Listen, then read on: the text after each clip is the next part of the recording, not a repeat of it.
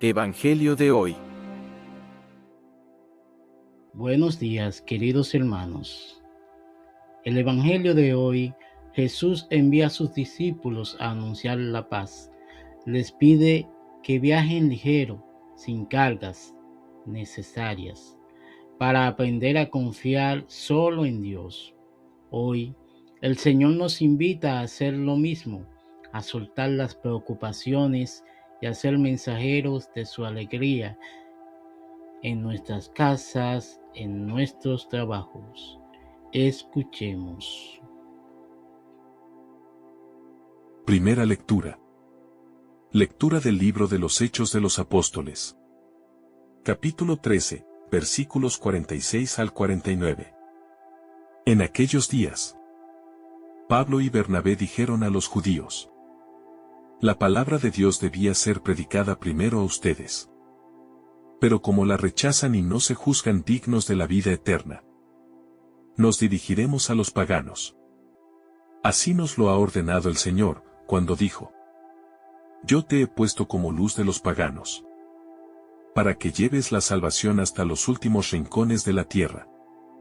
Al enterarse de esto, los paganos se regocijaban y glorificaban la palabra de Dios. Abrazaron la fe todos aquellos que estaban destinados a la vida eterna. La palabra de Dios se iba propagando por toda la región. Palabra de Dios. Te alabamos, Señor. Salmo responsorial. Ir al mundo entero y proclamad el Evangelio. Alabad al Señor, todas las naciones. Aclamadlo, todos los pueblos. Ir al mundo entero y proclamad el Evangelio. Firme es su misericordia con nosotros. Su fidelidad dura por siempre. Ir al mundo entero y proclamad el Evangelio. Lectura del Santo Evangelio según San Lucas. Capítulo 10, versículos 1 al 9. En aquel tiempo, Jesús designó a otros 72 discípulos, y los mandó por delante, de dos en dos, a todos los pueblos y lugares a donde pensaba ir. Y les dijo: la cosecha es mucha y los trabajadores pocos. Rueguen, por lo tanto, al dueño de la mies que envíe trabajadores a sus campos. Pónganse en camino. Yo los envío como corderos en medio de lobos. No lleven ni dinero ni morral ni sandalias. Y no se detengan a saludar a nadie por el camino. Cuando entren en una casa digan: que la paz reine en esta casa. Y si allí hay gente amante de la paz, el deseo de paz de ustedes se cumplirá. Si no, no se cumplirá. Quédense en esa casa. Coman y beban de lo que tengan. Porque el trabajador tiene derecho a su salario. No anden de casa en casa. En cualquier ciudad donde entren y los reciban, coman lo que les den. Curen a los enfermos que haya y díganles: ya se acerca a ustedes el reino de Dios. Palabra del Señor. Gloria a ti, Señor Jesús. Reflexión. Queridos hermanos, en este día tan hermoso, nuestra Iglesia Católica celebra a San Valentín, mártir de la Vía Flaminia. San Valentín fue un sacerdote en tiempos de persecución contra los cristianos. Se distinguió por su caridad pastoral y por su defensa del matrimonio cristiano. La tradición cuenta que ayudaba a los jóvenes enamorados a contraer matrimonio según la fe, incluso cuando las autoridades lo prohibían. Por su fidelidad a Cristo fue arrestado, interrogado y finalmente martirizado en la Vía Flaminia, en Roma. Murió alrededor del día 14 de febrero, fecha en la que la Iglesia celebra su memoria. Con el paso de los siglos, su figura se asoció especialmente con la protección de los enamorados, convirtiéndose en uno de los santos más populares del calendario cristiano. Más allá de las tradiciones, su testimonio central es este: El amor verdadero se sostiene en la fidelidad, el sacrificio y la fe en Dios. También celebramos a Santo Cirilo, monje, y Metodio, obispo, patronos de Europa. Los santos Cirilo y Metodio fueron dos hermanos, nacidos en Tesalónica en el siglo IX, en el seno de una familia cristiana, dotados de gran inteligencia y sólida formación. Ambos se prepararon para el servicio de la Iglesia. Cirilo, cuyo nombre original era Constantino, destacó por su brillantez intelectual y su dominio de las lenguas. Metodio siguió un camino más administrativo y pastoral antes de abrazar plenamente la vida eclesiástica. Movidos por el deseo de evangelizar, fueron enviados como misioneros a los pueblos eslavos. Comprendieron algo fundamental. El Evangelio debía anunciarse en la lengua del pueblo. Por ello elaboraron un alfabeto, conocido más tarde como glagolítico, que permitió traducir la Sagrada Escritura y los textos litúrgicos al idioma eslavo. Este paso fue decisivo para la difusión del cristianismo en Europa Oriental. Su misión no estuvo exenta de dificultades. Sufrieron incomprensiones y oposiciones, pero permanecieron fieles a Roma y a la unidad de la Iglesia. Metodio fue consagrado obispo y continuó la obra evangelizadora tras la muerte de su hermano. Más de 1000 años después de su labor misionera, el Papa San Juan Pablo II los proclamó compatronos de Europa, reconociendo que su obra ayudó a dar identidad cristiana al continente. Su legado es claro: evangelizar con inteligencia, respeto por las culturas y fidelidad a la verdad. Celebramos también a San Zenón, mártir de la Vía Apia. San Zenón fue uno de los cristianos que sufrieron persecución en los primeros siglos de la Iglesia. Vivió en Roma y dio testimonio de su fe, en un tiempo en que confesar a Cristo significaba arriesgar la vida. Fue arrestado por negarse a rendir culto a los dioses paganos y, tras permanecer firme en su fe, fue condenado a martirio. Sus restos fueron sepultados en la Vía Apia, uno de los principales caminos de la antigua Roma, lugar donde muchos cristianos dieron su vida por el Evangelio. Aunque los detalles históricos sobre su vida son escasos, la Iglesia conserva su memoria como ejemplo de fidelidad silenciosa y firmeza interior. Su martirio recuerda que la fe auténtica no depende de reconocimientos humanos, sino de la coherencia hasta el final. Por otro lado, hablemos de la primera lectura. Pablo y Bernabé, movidos por un fuego que no era de este mundo, se presentaron ante sus hermanos de raza para ofrecerles el tesoro más grande de la historia. El anuncio de la palabra de Dios, según el plan divino, debía resonar primero en los oídos del pueblo elegido, porque ellos eran los custodios de las promesas y los hijos de los profetas. Sin embargo, nos encontramos con un muro de incomprensión que nos obliga a reflexionar sobre nuestra propia dureza de corazón. Los apóstoles, con una sinceridad que casi duele al escucharla, declaran que era necesario dirigirles a ellos primero el mensaje de la salvación. Pero la respuesta no fue la acogida, sino un rechazo que nacía del miedo a perder la seguridad de lo conocido. Al rechazar la luz, ellos mismos estaban firmando su propia sentencia, pues el texto nos dice que no se consideraron dignos de la vida eterna. Esta frase es estremecedora, porque no es Dios quien nos expulsa de su lado. Somos nosotros mismos quienes, al cerrar los ojos ante la verdad, decidimos quedarnos en la penumbra. El rechazo a la palabra no es un simple error de juicio, es una decisión profunda de la voluntad, que prefiere el orgullo propio antes que la misericordia gratuita del Señor. Debemos mirar este rechazo como un espejo de lo que ocurre en nuestra vida cotidiana. ¿Cuántas veces el Señor golpea a nuestra puerta? A través de una persona que sufre o de una palabra escuchada en la liturgia. Y nosotros respondemos con la misma indiferencia de los judíos de Antioquía. Nos sentimos seguros en nuestras tradiciones, en nuestras rutinas religiosas que no nos exigen cambiar. Y cuando el Evangelio nos pide saltar al vacío de la fe, preferimos retroceder.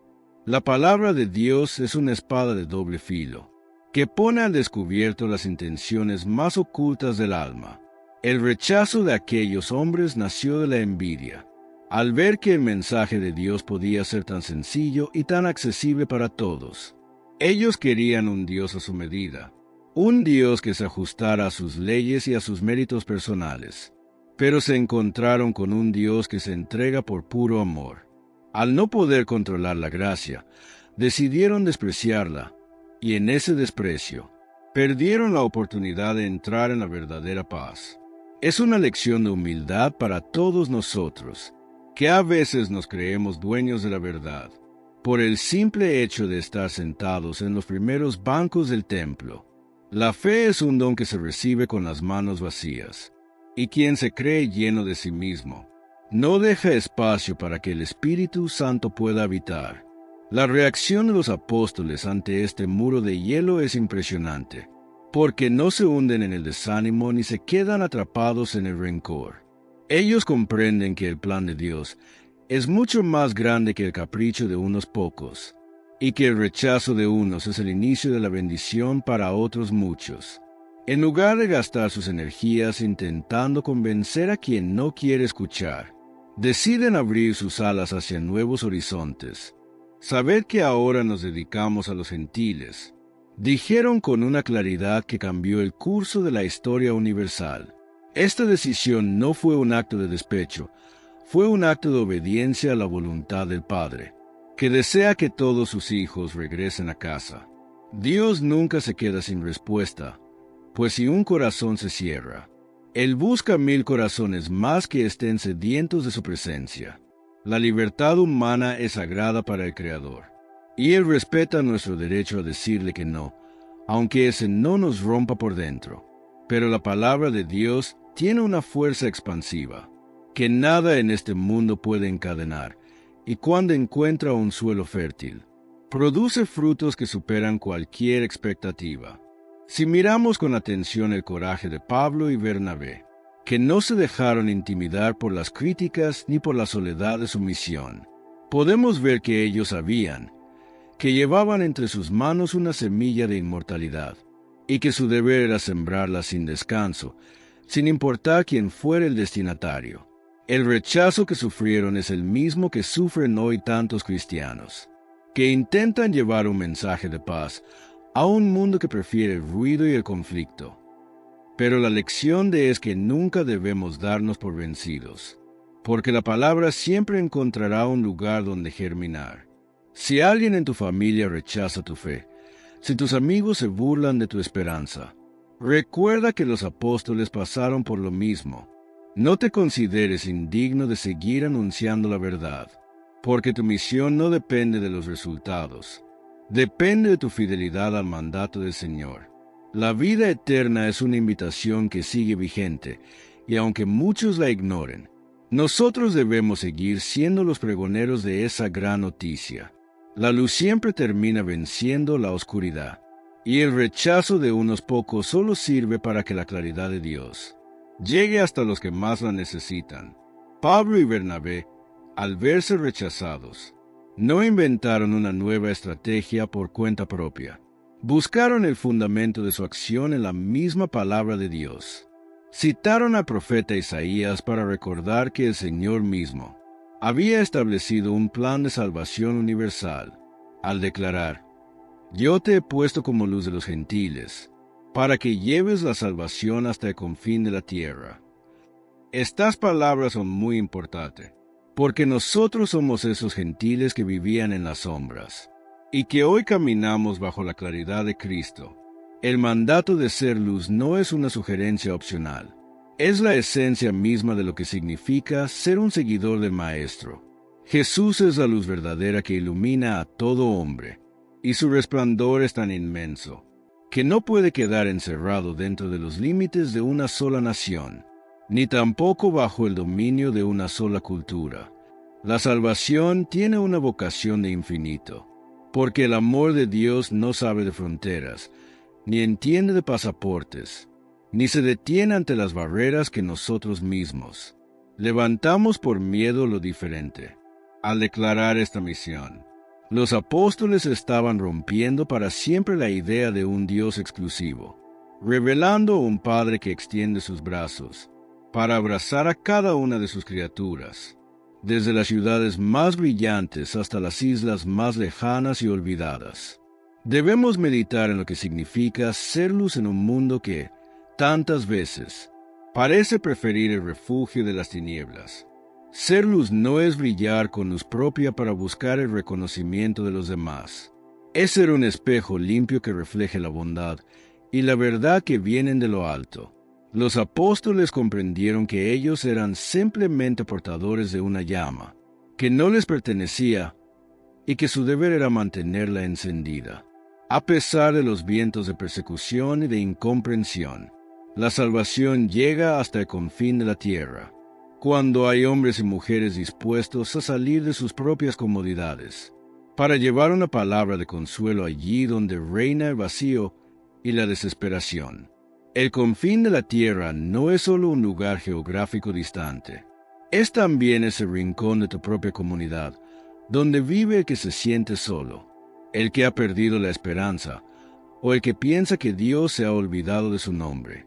Cada vez que somos capaces de perdonar, cada vez que tendemos la mano al necesitado, sin pedir nada a cambio, estamos cumpliendo este mandato sagrado de iluminar las naciones. La luz tiene la propiedad de disipar el miedo, y la presencia de Cristo en nuestra vida debe ser una fuente de seguridad para todos los que caminan a nuestro lado en el sendero cotidiano. No podemos quedarnos sentados esperando a que el mundo cambie. Somos nosotros los encargados de llevar la chispa, que inicie el incendio del amor divino en cada corazón que encontremos.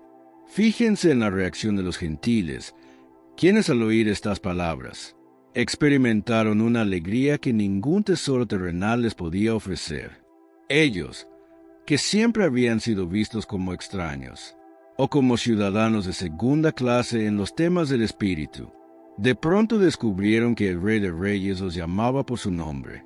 Se alegraban y alababan la palabra del Señor, porque entendieron que la salvación no era un premio para los perfectos, era un regalo para los que reconocen su necesidad de ser amados. Esta alegría es el combustible de la misión, porque nadie puede anunciar una noticia que no ha transformado primero su propia existencia. Los gentiles no necesitaban grandes tratados de teología para entender que la luz había llegado a sus vidas. Les bastó con sentir que sus cargas se aligeraban y que su horizonte se llenaba de sentido. Esta es la misma experiencia que estamos llamados a vivir nosotros, al darnos cuenta de que no somos extranjeros ante Dios, sino hijos amados que han sido rescatados de la oscuridad. La luz de los gentiles sigue brillando hoy con la misma intensidad que en Antioquía, y su poder para transformar la realidad sigue siendo el mismo. El destino de la vida eterna no es una meta lejana, es una realidad que empieza a vivirse aquí mismo, cuando aceptamos que la salvación es una invitación abierta para todos, sin exclusiones ni condiciones que limiten la misericordia del Padre. Llevar la salvación hasta el confín de la tierra exige de nosotros una valentía similar a la de los apóstoles, una disposición para enfrentar las críticas de quienes prefieren mantener a Dios encerrado en una caja de normas rígidas. La luz siempre molesta a quien quiere seguir durmiendo en su egoísmo, pero es la única esperanza para quien busca la libertad verdadera.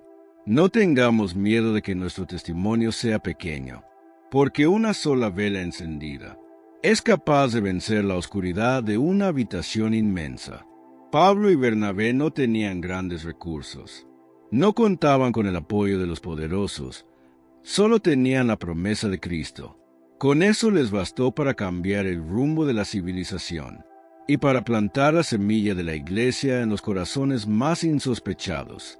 La misión universal de la Iglesia es nuestra propia misión, y cada día tenemos la oportunidad de ser ese rayo de luz que alguien está esperando para salir de su noche más oscura. El Señor nos ha puesto como lumbreras en medio del mundo, no para que nos admiremos a nosotros mismos, sino para que todo el mundo pueda ver las obras del Padre y darle gloria por siempre. Pasemos ahora al Evangelio de hoy. Lucas ha querido adelantar aquí lo que será la misión de la Iglesia. El viaje a Jerusalén es el marco adecuado para iniciar a algunos seguidores en esta tarea que él no podrá llevar a cabo cuando llegue a Jerusalén. Dice el versículo: después de esto, el Señor designó a otros 70, a quienes envió de 2 en 2 delante de toda ciudad y lugar a donde él había de ir. Y les dijo: la mies a la verdad es mucha, pero los obreros pocos. Por tanto, rogad al Señor de la mies que envíe obreros a su mies.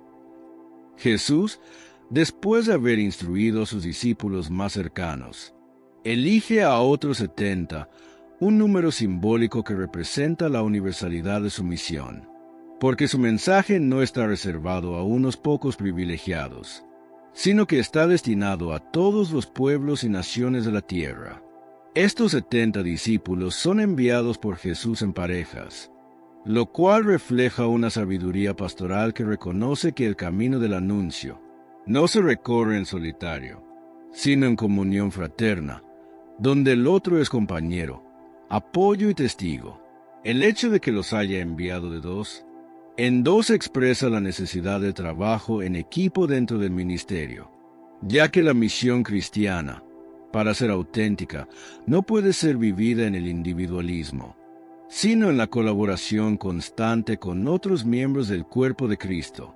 Cada uno de estos discípulos tenía una ciudad o lugar por delante, lugares concretos donde Jesús mismo tenía intención de llegar, lo que indica que todo misionero prepara el camino del Señor. Es como un precursor que allana la tierra para la llegada del Salvador. El Evangelio señala que fueron enviados a cada ciudad y lugar a donde él había de ir, lo cual también nos revela que todo misionero verdadero nunca camina por cuenta propia, sino que su acción está guiada, precedida y acompañada por la presencia del mismo Jesús que actúa a través de sus enviados. Es la imagen de cómo la misión cristiana, desde sus inicios, está llamada a tocar todos los rincones del mundo, alcanzando cada realidad humana con la buena nueva del reino de Dios. Cuando Jesús habla de la mies, se refiere a las almas, a los corazones humanos que, por la acción del Espíritu, ya están preparados para recibir el anuncio del Evangelio, y solo esperan una voz que les hable de la esperanza que transforma.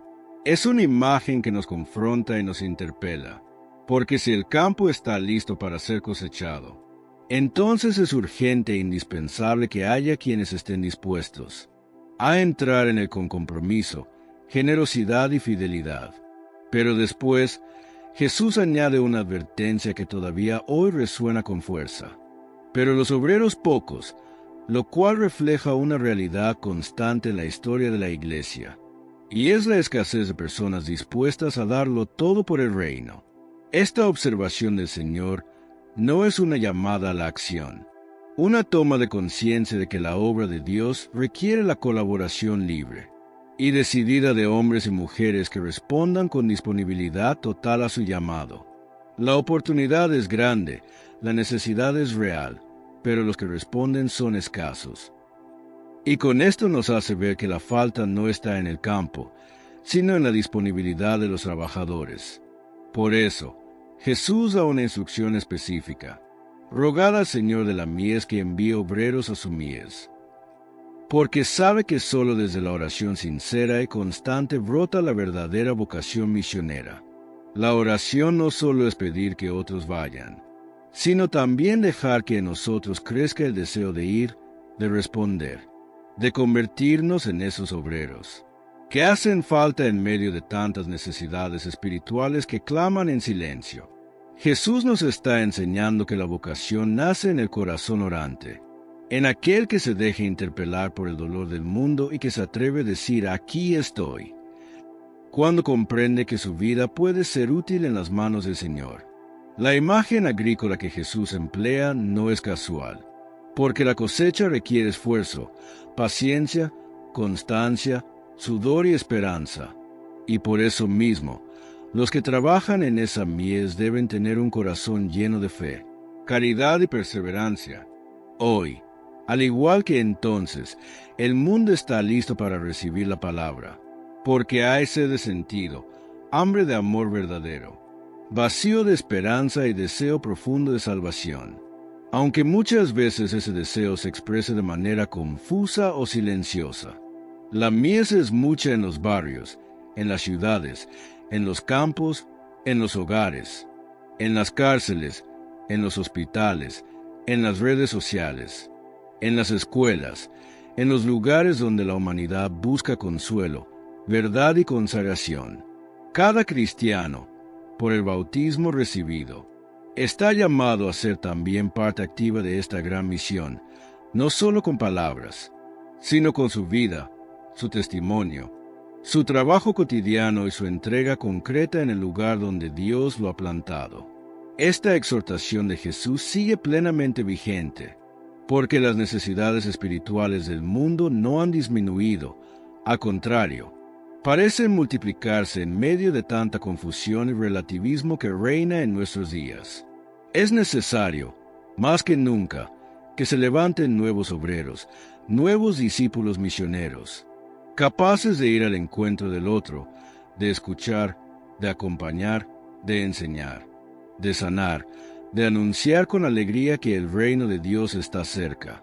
Pero para que esto ocurra, se requiere una comunidad que ore, que interceda, que apoye, que forme y que aliente a quienes sienten en su interior el llamado de Dios, a entregar la vida al servicio del Evangelio.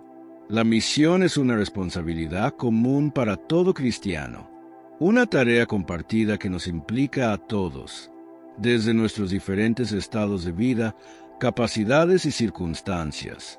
Hay jóvenes que sienten el llamado y lo acallan por miedo o por falta de apoyo.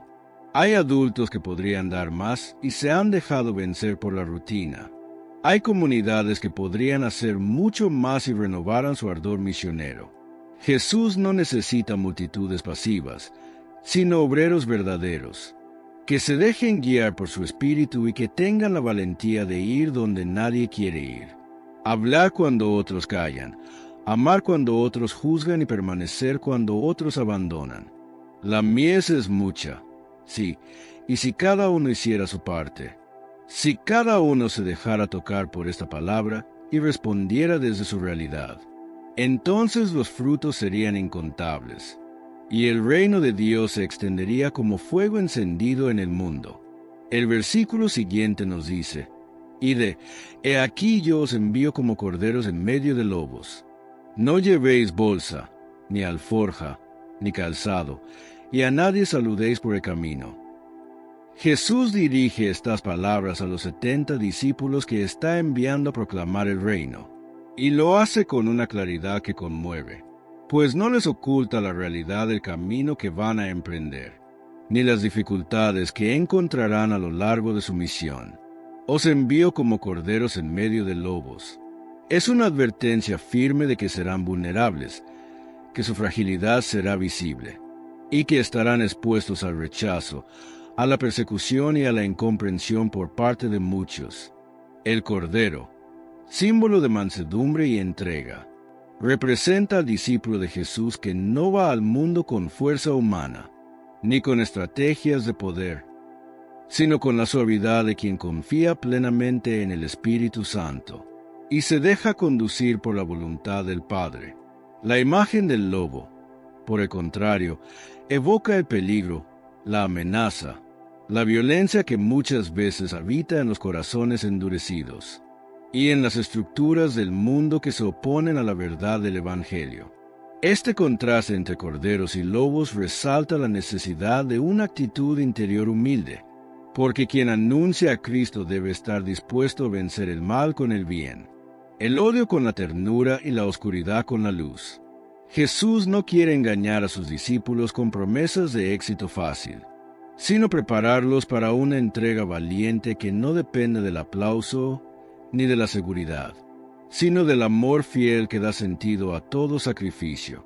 No llevéis bolsa, ni alforja, ni calzado. No llevar bolsa significa no poner la seguridad en lo material, en el tener, en las reservas humanas que normalmente nos dan una falsa sensación de control sobre lo que va a venir. No llevar alforja implica renunciar a las cargas innecesarias, a lo acumulado por miedo o por costumbre, a todo aquello que entorpece el camino y desvía la atención de lo esencial. No llevar calzado es una invitación a caminar con los pies descalzos del corazón, en contacto directo con la realidad, con el polvo del mundo, con los sufrimientos de la gente, sin barreras, sin protecciones, sin miedo a herirse. Jesús quiere que sus enviados vayan ligeros, libres, disponibles, con el alma abierta a lo que cada momento traiga, confiando únicamente en que el Padre no dejará faltar lo necesario para cumplir la misión encomendada. Esta forma de viajar refleja también el estilo de vida que debe asumir todo discípulo: sencillo, austero, sin ataduras, desapegado de las riquezas, atento a lo que realmente importa, generoso con lo poco que tenga. Es un llamado claro a no apoyarnos en las estructuras del mundo, en las seguridades humanas, en la acumulación de bienes, sino en la fuerza que brota de la fe y la comunión constante con Dios. El envío de Jesús con estas instrucciones revela que en el trabajo del reino, no es nuestra riqueza, nuestro estatus o nuestras posesiones lo que marca la diferencia, sino la pureza de intención y la disponibilidad total a ser instrumentos dóciles en sus manos. Además, Jesús añade una frase en apariencia extraña: y a nadie saludéis por el camino. ¿Por qué Jesús dice esto? En aquel tiempo, los saludos orientales eran extensos, formales y requerían mucho tiempo, por lo que esta expresión indica que el discípulo no debe distraerse en su camino, sino mantener el corazón y la mente fijos en el propósito para el cual ha sido enviado. Es una exhortación a no dejar que nada nos aparte de la meta, a no entretenernos con asuntos secundarios, a no diluir la fuerza del anuncio en conversaciones que no edifiquen ni impulsen la causa del Evangelio.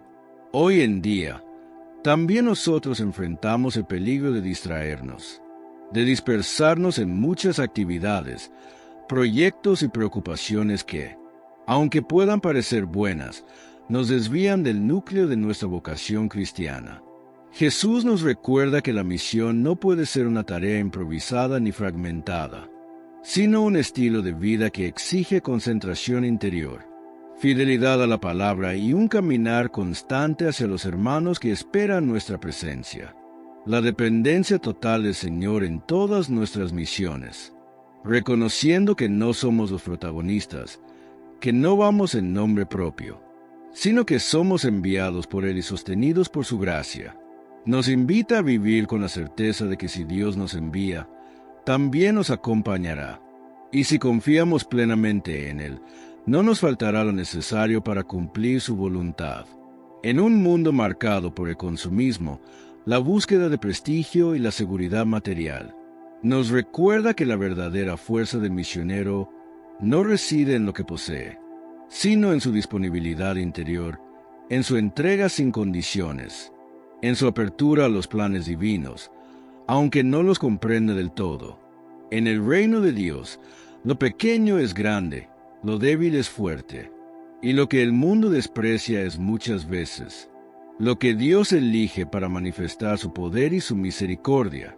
Los enviados por Jesús no son ingenuos ni imprudentes, sino valientes, porque han puesto su confianza en el pastor que los guía, que los cuida y que nunca los abandona en medio de los peligros.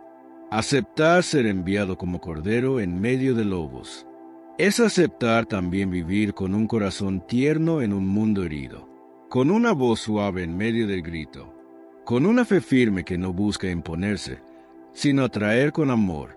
Es reconocer que el Evangelio no se impone por la fuerza, sino que se ofrece con sencillez, con humildad, con respeto, con paciencia, sabiendo que cada persona es un misterio sagrado que debe ser tratado con delicadeza.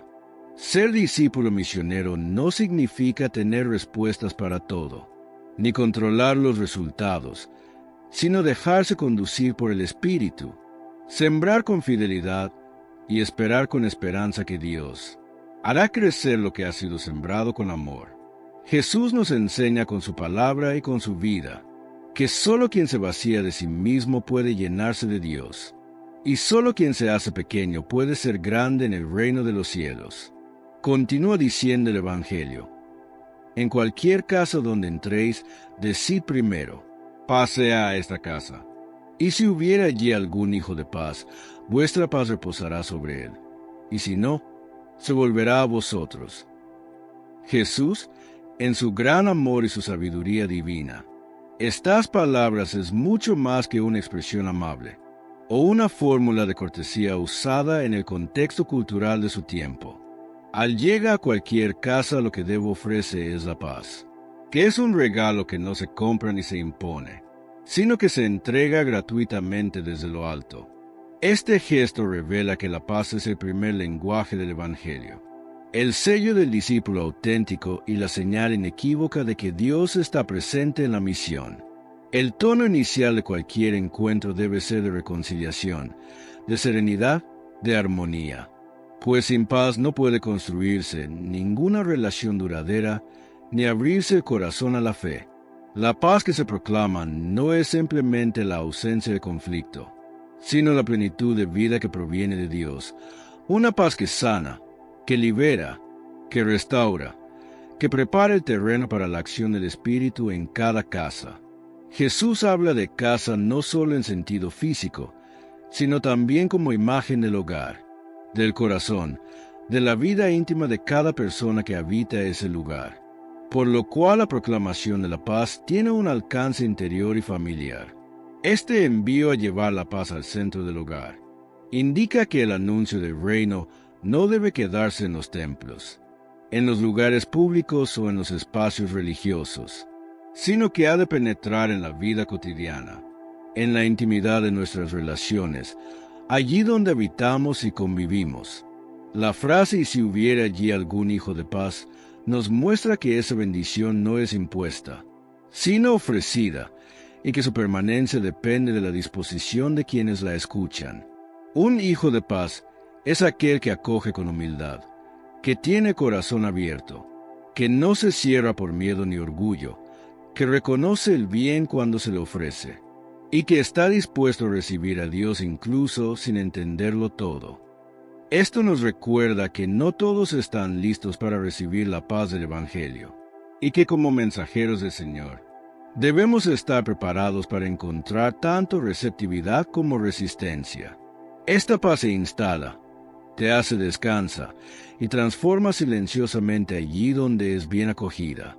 Jesús asegura que esa paz no se perderá, no se disolverá, no se olvidará, sino que quedará como bendición permanente sobre el Hijo de Paz, como una semilla sembrada que con el tiempo dará fruto abundante. Sin embargo, nos dice que si la persona ni es de paz se volverá a vosotros, lo que muestra que la paz ofrecida y rechazada no desaparece ni daña al mensajero, sino que regresa a él, lo renueva, lo fortalece, le confirma que ha cumplido su parte. Jesús está enseñando que la misión no se mide por la reacción del otro, sino por la fidelidad del que ha sido enviado, y que todo lo que se hace con amor y verdad permanece en el corazón del mensajero, aunque no haya sido recibido. La paz es siempre fructífera, aunque no sea visible su fruto inmediato, porque quien la proclama la posee, y quien la ofrece con sinceridad, aunque no encuentre eco, lleva dentro de sí la bendición de haber obedecido. Este versículo nos libera de la ansiedad por los resultados, del deseo de reconocimiento, de la tentación de considerar exitoso solo lo que tiene efecto inmediato o respuesta positiva. Nos recuerda que el anuncio del reino es un acto de confianza, no de control, y que la paz que llevamos no es nuestra, sino de Cristo, por lo que no debemos apropiarnos ni de su aceptación ni de su rechazo. Ser portadores de paz implica tener un corazón dispuesto a amar sin condiciones, a ofrecer sin esperar, a sembrar sin exigir cosecha, a bendecir incluso cuando el otro no sabe valorar lo que recibe. También implica reconocer que hay momentos y personas para cada palabra, que no todos están listos al mismo tiempo, que cada alma tiene su proceso, y que la gracia actúa de maneras misteriosas y en tiempos que no controlamos. Jesús nos llama a ser sembradores de paz, no jueces de corazones, y al decirnos que la paz vuelve a nosotros, nos asegura que ningún esfuerzo hecho con amor será en vano. Esta enseñanza es especialmente importante en un mundo donde muchas veces el mensaje del Evangelio parece no tener eco, donde la verdad es relativizada y la espiritualidad despreciada. Los discípulos de Cristo no deben desanimarse ante la frialdad o la indiferencia, porque saben que el Evangelio no se impone, sino que se ofrece con la delicadeza de la paz, incluso cuando no hay un hijo de paz en la casa donde entramos. Seguimos siendo instrumentos de bendición, y Dios usa incluso nuestros fracasos para sembrar esperanza en otros tiempos o a través de otras personas. Este versículo nos enseña también a vivir con humildad, a no creernos dueños del mensaje, a no buscar el mérito personal, sino a ser siervos fieles que anuncian y bendicen porque así lo manda el Maestro. Cada hogar, cada encuentro, cada puerta que se abre o se cierra es una oportunidad para pronunciar palabras de paz. Y aunque no siempre veamos su efecto, sabemos que Dios sí lo ve y que lo valorará en su momento. Jesús, al darnos esta instrucción, está modelando una espiritualidad de confianza, de gratuidad y de libertad interior que nos permite anunciar con alegría, sin quedar atrapados en la aceptación o el rechazo. La paz que ofrecemos no depende de nuestras fuerzas ni de nuestra perfección, sino del Espíritu que nos habita y que actúa por medio de nosotros, incluso cuando no lo percibimos. El discípulo que vive con esta conciencia puede caminar sin miedo, hablar sin temor y bendecir sin condiciones, sabiendo que lo que hace en nombre de Jesús nunca será inútil ni pasará desapercibido a los ojos del Padre. Este versículo sigue teniendo fuerza y actualidad para todo cristiano que desea ser un verdadero testigo del Evangelio, en su casa, en su comunidad, en su trabajo, en cualquier lugar donde sea llamado a entrar. Es por eso que dice Jesús: y os digo que en aquel día será más tolerable el castigo para Sodoma que para aquella ciudad. Jesús, con estas palabras, eleva con seriedad el tono de su enseñanza y deja claro que el rechazo al mensaje del Evangelio tiene consecuencias espirituales profundas que no pueden ser ignoradas. Esta advertencia nace de la compasión y la justicia divina, y es pronunciada con la autoridad de quien conoce la voluntad del Padre, y desea que los corazones no se cierren a la verdad que salva. El aquel día mencionado por el Señor se refiere al momento del juicio final, cuando cada persona será confrontada con la verdad absoluta y evaluada según la respuesta que haya dado a la gracia que recibió. Jesús enfatiza que el castigo no es un castigo humano ni una venganza arbitraria, sino una consecuencia espiritual que surge de la libertad de cada individuo para aceptar o rechazar el llamado de Dios. La comparación con Sodoma resulta contundente y debe ser considerada con atención, pues esta ciudad simboliza la dureza extrema ante el plan divino, y fue castigada por su pecado y obstinación. Sin embargo, Jesús afirma que será más tolerable el castigo para Sodoma que para aquella ciudad que rechace el Evangelio, lo que indica diferentes niveles de responsabilidad según la claridad y profundidad con que se haya recibido la revelación divina. En Sodoma no se escucharon profetas con la autoridad y amor que tuvo el Hijo de Dios, ni se manifestó el reino de la manera en que Jesús lo hizo en las ciudades de su época. Por lo tanto, la culpa de sus habitantes es menor comparada con quienes recibieron el mensaje y lo ignoraron. Mientras mayor sea la luz recibida, mayor es la responsabilidad ante Dios, y más grave resulta el rechazo voluntario y consciente de su palabra. Rechazar el Evangelio implica cerrar el corazón a la salvación. despreciar la oferta de vida eterna y mantenerse deliberadamente alejado de la gracia que Dios ofrece con infinito amor y paciencia. Jesús pronuncia esta advertencia con el deseo sincero de que quienes la escuchan despierten espiritualmente y comprendan que rechazar el Evangelio no es una opción sin consecuencias. El Maestro, manso y humilde de corazón, también es justo y verdadero, y no puede ocultar la gravedad que implica para el alma cerrarse a la verdad y resistir persistentemente el llamado de la salvación. Este mensaje tiene gran relevancia en nuestro tiempo, donde muchas personas conocen el Evangelio y la figura de Jesús, pero optan conscientemente por ignorarlo, burlarse de él o rechazarlo. El rechazo no siempre se manifiesta con violencia o escándalo. Muchas veces se presenta a través de la indiferencia, el desinterés o la preferencia por lo superficial, que van apagando poco a poco la sed de Dios. La advertencia de Jesús nos recuerda que la vida es un camino con un destino determinado, y que las decisiones espirituales que tomamos tienen peso eterno, con consecuencias que no se pueden minimizar. El juicio de Dios no es un castigo arbitrario, sino la revelación definitiva de la verdad sobre cada persona, mostrando cuánto se amó, cuánto se creyó, cuánto se permitió ser transformado por la gracia o cuánto se resistió. El Evangelio es principalmente una invitación al amor, la comunión y la paz, pero también representa una gran responsabilidad, pues quien lo escucha no puede mantenerse en la neutralidad, sin poner en riesgo su destino eterno. Jesús no desea que nadie se pierda, y por eso habla con tanta firmeza, para que aquellos con el corazón endurecido despierten, para que los que dudan encuentren claridad, para que los que posponen la conversión entiendan que el tiempo es ahora.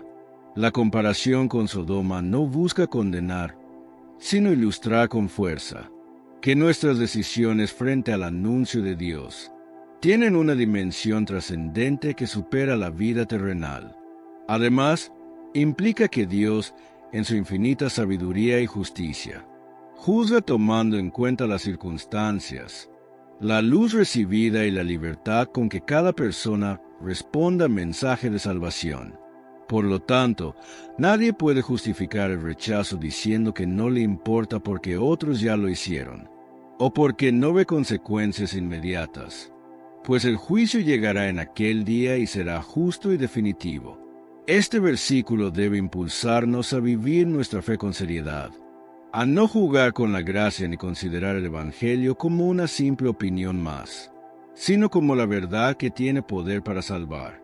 También nos invita a examinar nuestras propias actitudes internas, pues muchas veces rechazamos a Dios no con palabras, sino con acciones y decisiones que nos alejan de Él.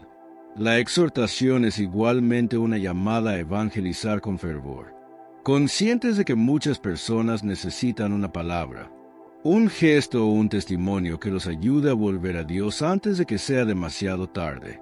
Jesús recuerda que el tiempo de misericordia no es ilimitado, que Dios es paciente, pero también justo, y que el Evangelio no puede ser ignorado sin consecuencias eternas. Aún así, esta advertencia está impregnada de amor, pues quien la pronuncia es el mismo que dio su vida para que nadie se pierda, que ora desde la cruz por quienes no comprenden y sigue llamando al corazón endurecido.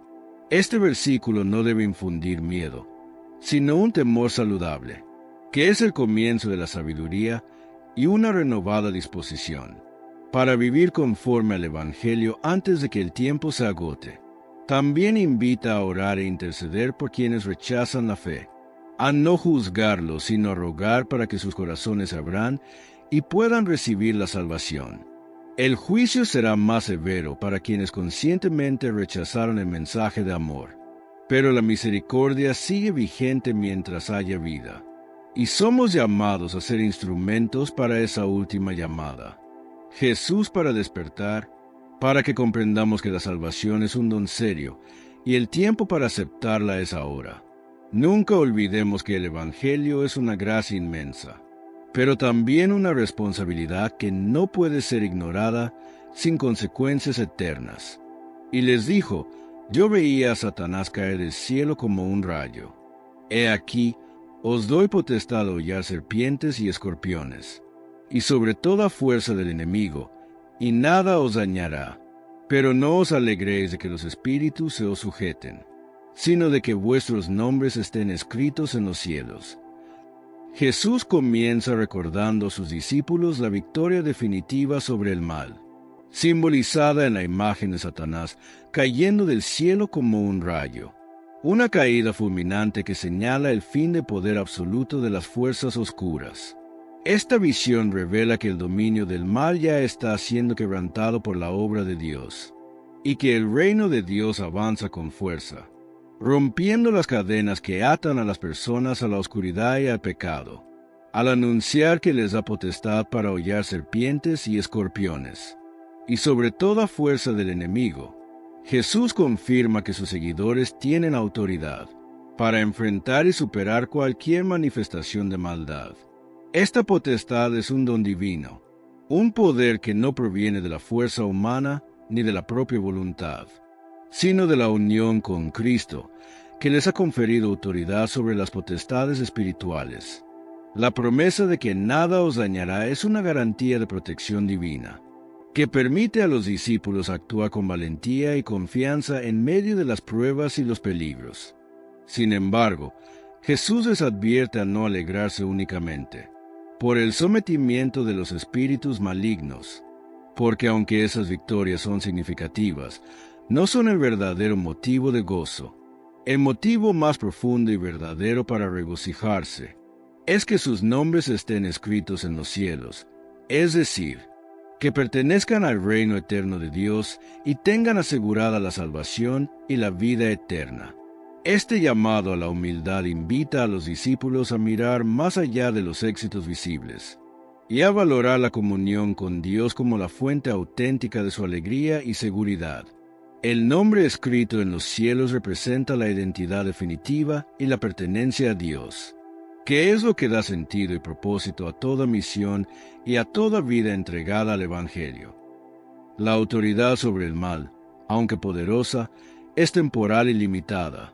En cambio, la salvación eterna es un don que trasciende el tiempo y da sentido pleno a la existencia del ser humano.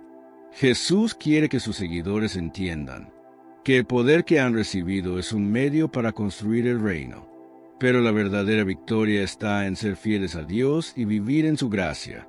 Esta enseñanza nos invita a buscar siempre la humildad y la perseverancia, sabiendo que el reconocimiento último no viene de las obras visibles, sino del amor y la fidelidad de Dios, la seguridad de que nuestros nombres están escritos en los cielos.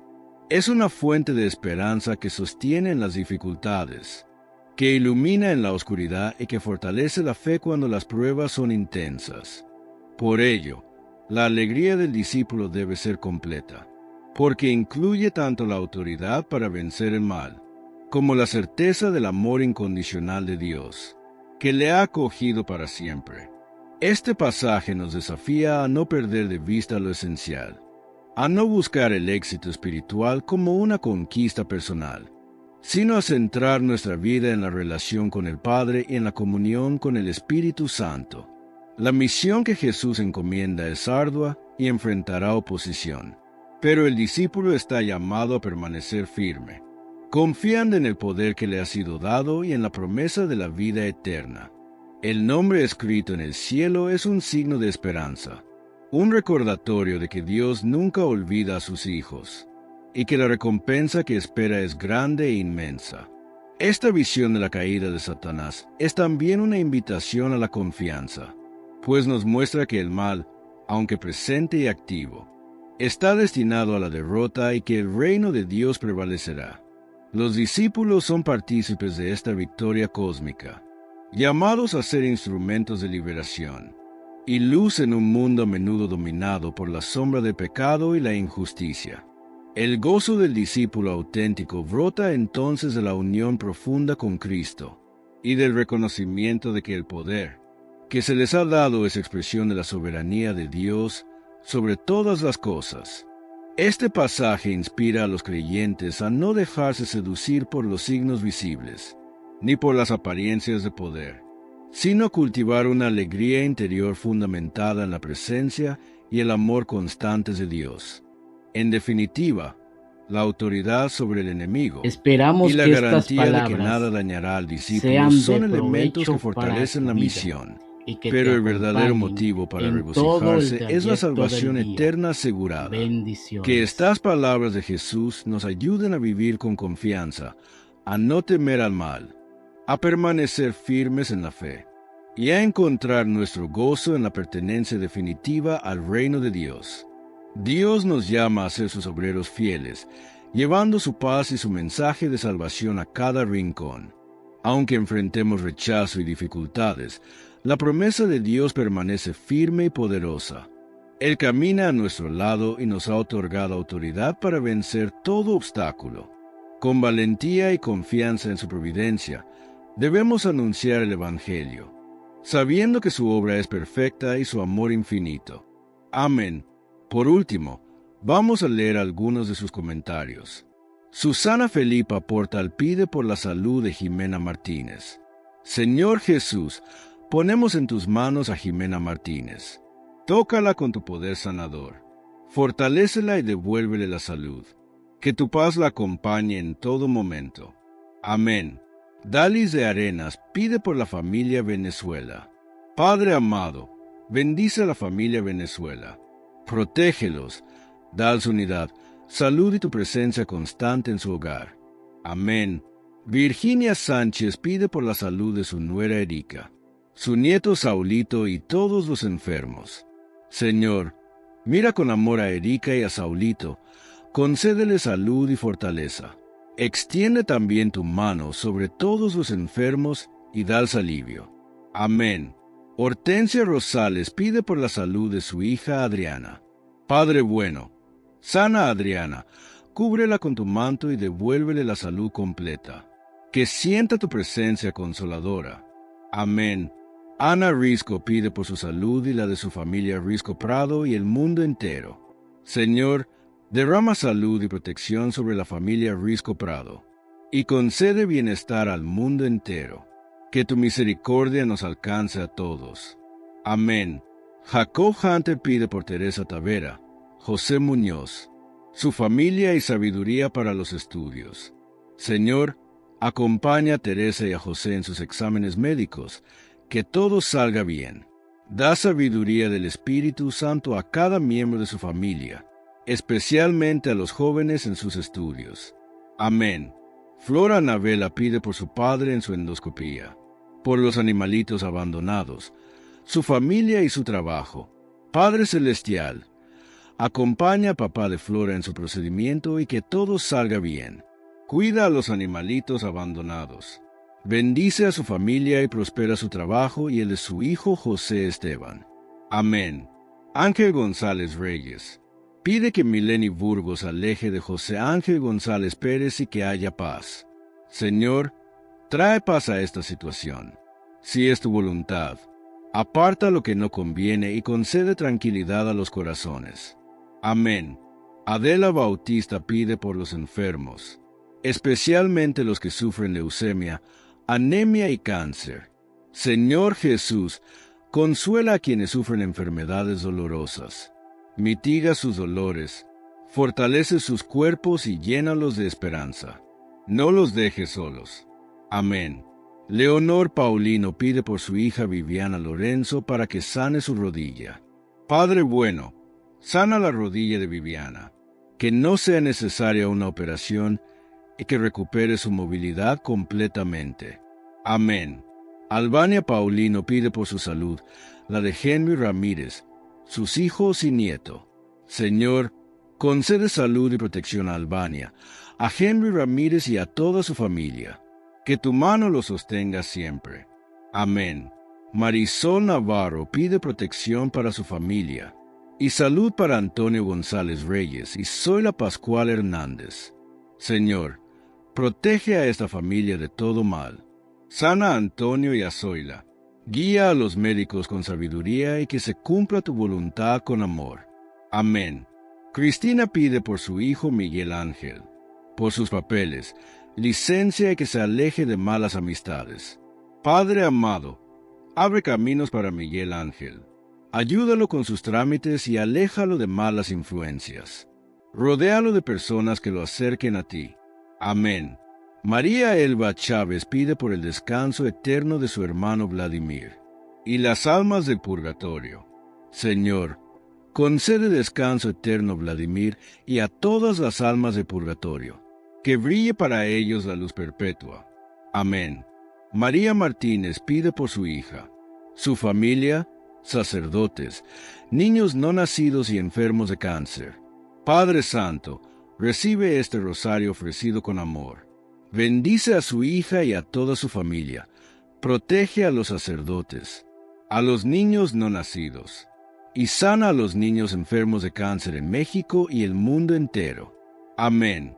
María Seguí pide por su cirugía de ojos. Señor Jesús, acompaña a María en su cirugía. Guía las manos de los médicos y que todo salga perfectamente bien. Dale paz y confianza. Amén. Blanca Nicobelli pide un trabajo digno. Señor, abre para Blanca una puerta de trabajo digno y estable. Provee lo necesario y llena su corazón de esperanza. Amén.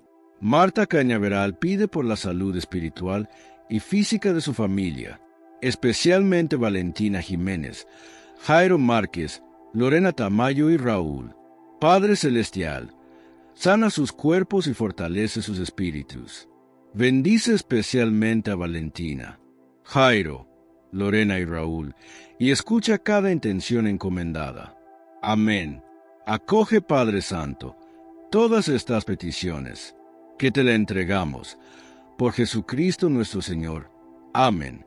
Si este mensaje ha tocado tu corazón, compártelo con tus familiares, con tus amigos.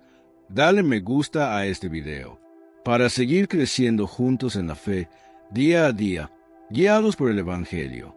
Y si aún no lo has hecho, te invito a suscribirte a este canal. Oremos. Padre Santo, te pedimos por todos los hermanos que nos dejan su petición de oración. Escucha nuestras súplicas, y ten misericordia de nosotros. Sabemos que eres un Dios de piedad, y confiamos en tu amor y compasión.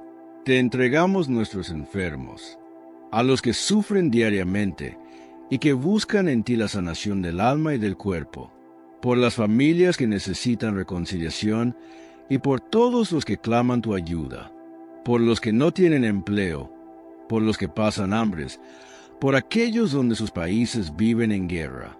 Te pedimos sanación, consuelo y fortaleza. Que tu luz nos guíe y que tu voluntad se haga en nuestras vidas. Gracias por tu amor y por siempre estar a nuestro lado. Que María, nuestra Madre, interceda por nosotros en nuestro camino de fe. Que la bendición de Dios, Padre, Hijo y Espíritu Santo, esté siempre con ustedes. Que así sea. Estuvo con ustedes su hermano, Miguel Ángel Tamayo. Esperamos que estas palabras sean de provecho para tu vida y que te acompañen en todo el trayecto del día. Bendiciones. Oración al Padre Nuestro. Padre nuestro que estás en el cielo, santificado sea tu nombre. Venga a nosotros tu reino. Hágase tu voluntad, en la tierra como en el cielo. Danos hoy nuestro pan de cada día. Perdona nuestras ofensas, como también nosotros perdonamos a los que nos ofenden. No nos dejes caer en la tentación, y líbranos del mal. Amén. Si quieres que oremos por ti, te dejaremos un enlace en la descripción, o si lo prefieres en la cajita de los comentarios.